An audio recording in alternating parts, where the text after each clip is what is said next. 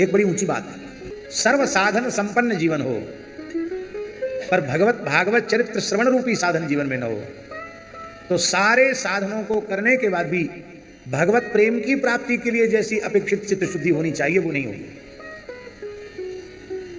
भगवान श्री कृष्ण की लीला में, ब्रज लीला में प्रत्यक्ष उदाहरण, मथुरावासी ब्राह्मण त्रिकाल संध्योपासन करते हैं, वैदिक अग्निहोत्र की दीक्षा लिए हुए हैं, वेद पाठी हैं, पवित्र आत्मा हैं, सदाचार संपन्न हैं, धर्माचरण में कहीं कोई प्रमाद उनमें नहीं है, कहीं कोई न्यूनता उनके जीवन में नहीं है, कहीं भी कोई न्यूनता नहीं। और उनकी जो पत्नियां हैं, न उन्होंने वेद पढ़ा है, न गुरुकुल में निवास किया, न वो संध्योपासन करती हैं, न अग्नि में स्वाहा स्वाहा करती हैं, पर उन सबको कृष्ण का प्रेम मिल गया।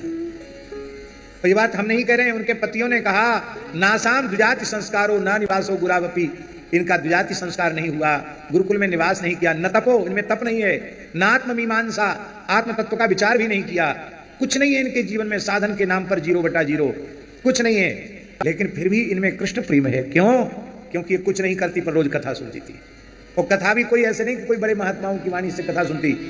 मथुरा की मालिनें वृंदावन में फूल चुनने जाती, कंदमूल फल लेने जाती, और वहां से लेकर आती और उनसे खरीदने बेचने के समय ही थोड़ी देर भगवत चर्चा हो जाती, आज वृंदावन में कौन सी लीला हुई, और उसी को सुनकर के उनका चित्त इतना शुद्ध हो गया कि श्री कृष्ण आए हैं, भूखे हैं, इतना सुनते ही ऐसे दौड़ पड़ी जैसे सावन भादों में श्री गंगा यमुना समुद्र की ओर दौड़ती है, ऐसे भगवान की ओर दौड़ के चली गई।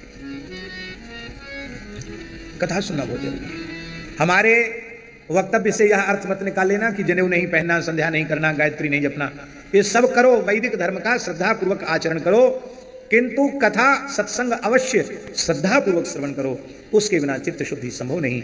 शुद्ध अंतःकरण में ही ज्ञान भक्ति वैराग्य का प्रकाश होता है।